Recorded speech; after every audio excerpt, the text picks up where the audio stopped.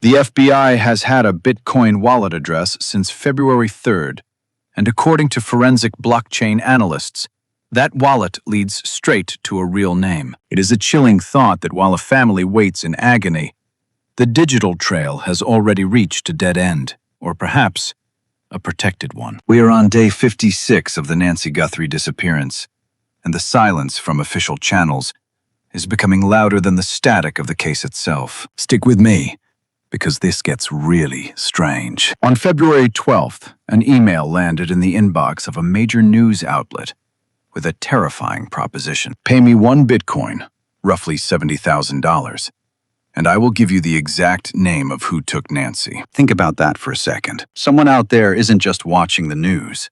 They are trying to monetize the kidnapping. Something does not add up, because the FBI never paid. They never made an arrest based on that tip, and they have stayed completely silent about the sender. Why would the kidnapper, or someone standing right next to him, offer to sell the identity? It suggests a level of desperation or a fracture in the plan that most people are completely missing. But before we get to whose name is actually on that wallet, we need to rewind the timeline in a way that actually makes sense. Nancy vanished on January 31st, but the real story begins 3 weeks earlier, on January 11th. There is a vacant house near her property that the FBI is still quietly circling right now, even 56 days later. This is Notebook Fee, and we do not just tell you what happened. We show you what does not add up. There are 3 layers we are going to question today: the Bitcoin trail, the strange weekend pattern of the perpetrator, and the person who tried to sell the name. Why did the FBI director drop surveillance footage from the wrong date? And why did the local search team find out about it on Twitter, like the rest of us? Everyone keeps saying this was a local person with inside knowledge. But is that just too obvious? Maybe the person we are looking for is hiding in plain sight. Or maybe they are hiding behind a digital curtain the authorities are afraid to pull back. Let us start at the beginning. Except we are not. We are starting where the real questions begin. The night everything changed started with a drop-off. At 9:50 p.m. on January 31st, Nancy's son-in-law, Tomas, watched her walk toward her door. It should have been a normal Saturday night, but when morning came, the porch told a different story. There was blood on the ground, and the security camera had been ripped clean off the wall. But here is the problem. The kidnapper did not just grab her and run. They took the time to disable the tech, yet they left her Apple Watch visible. Why leave a GPS-enabled device if your goal is to disappear without a trace? Then came the first ransom note, and it contained details that had never been made public. It mentioned the specific medical condition and her pacemaker. The kidnappers knew Nancy was fragile. They knew she could not survive long without her medication, yet the ransom demands continued, as if she were perfectly fine. What do you think really happened in those first few hours? On February 10th, the family reportedly made a payment. TMZ confirmed that the Bitcoin wallet suddenly moved. The digital coins were being shuffled through the blockchain, leaving a breadcrumb trail that any high-level investigator could follow in hours, not weeks. But the same day that wallet moved, something else happened that almost nobody connected. A specific cell phone in the area went dark. It stopped pinging at 9:50 p.m. and did not reappear until nearly 2 a.m. the next morning. It matches the window of the disappearance perfectly. The inconsistencies are piling up. No proof of life was ever provided, despite 2 separate deadlines. The medication was left behind. The pacemaker was left behind. All of this gets us to the part where suspicion starts pointing in very uncomfortable directions. The person who took her isn't acting like a stranger. They're acting like someone who studied her for weeks, knowing exactly when she would be alone and exactly what buttons to push to keep the family hopeful just long enough to move the money. But it is not just about who had the motive. It is about who actually had the access. As we dive deeper into the timeline, we find ourselves looking at 3 distinct theories that all collide in the same neighborhood. First, there is the construction worker who had spent weeks on site, practically living in the shadow of Nancy's home. He had every opportunity to map out her routine. Then, we have the neighbor linked to that vacant house the FBI is currently scouring. It is a haunting thought. Imagine a predator using an empty home as a lookout post, watching your every move through a window just a few yards away. And then there's the mysterious email sender, the one who sounded exactly like the original ransom writer. The patterns are too similar to ignore. When you look at the dates, a chilling rhythm emerges. January 11th, January 24th, and finally, February 1st. Why only weekends?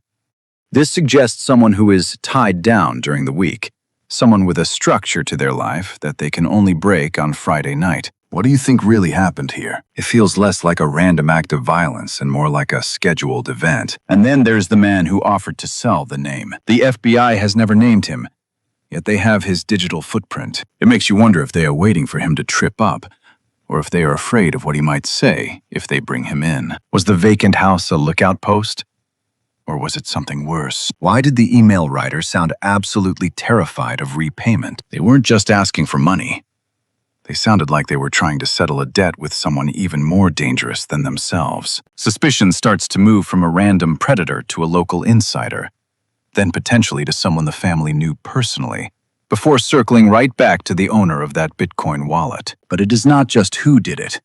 It is why they behaved this way. That is where the psychology gets dark. If we look at the profile of a marauder, they usually operate from a home base. They need to return to the scene to feel in control. Think about the red flags we have already seen. The kidnapper covered the security camera with a plant he already knew was there. He left blood, but no body. And then, he sent a second note after the ransom failed, essentially trying to cash in on the name. This is where things start to feel off. The person who took her isn't acting like a stranger. He's acting like someone who studied her for weeks. Someone who knew exactly which camera to rip down and which one to simply obscure. We are hearing whispers about a DNA glove and genetic genealogy results, but no conclusions have been made public. What kind of person risks everything to commit a crime like this, then tries to sell the secret to the highest bidder? It feels like the email sender and the kidnapper might be the same voice, playing both sides of a very dangerous game. Everything we just laid out leads to one moment that could crack the entire case wide open. That detail changes everything.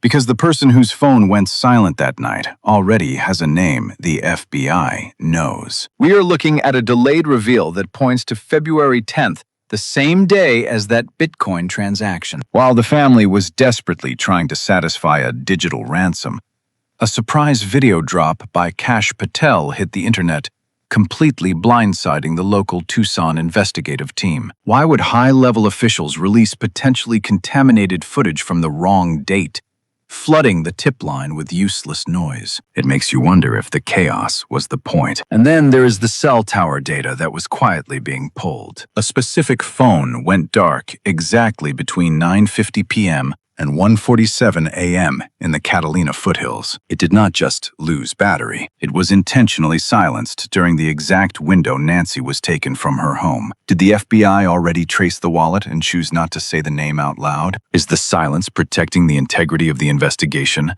Or is it protecting someone inside of it? So where does that leave us on day 56? Let's recap what still does not add up. We have a Bitcoin trace that leads to a specific identity. We have a vacant house that served as a perfect silent sentinel. We have a second email trying to sell the truth, and a phone that went dead at the worst possible moment. If the FBI already has the name, why hasn't that name been spoken out loud? If you live in the Catalina foothills and something felt off back in January, a car you didn't recognize, a person standing just a bit too long near that vacant property, that small detail might be the one they are still waiting for to bridge the gap between a name and an arrest. When I look at this case, I can't help but think about the sheer coldness required to turn a human life into a digital transaction. There is a specific kind of predator who doesn't just want the money. They want to watch the fallout from the front row. The behavior here feels less like a desperate criminal and more like someone who enjoys the power of knowing something the rest of the world is dying to find out. It is a deeply human tragedy wrapped in a very modern, calculated mystery. Notebook. Thanks you for watching. We appreciate you being part of this investigation with us. Which detail feels the most off to you? The Bitcoin wallet or the vacant house?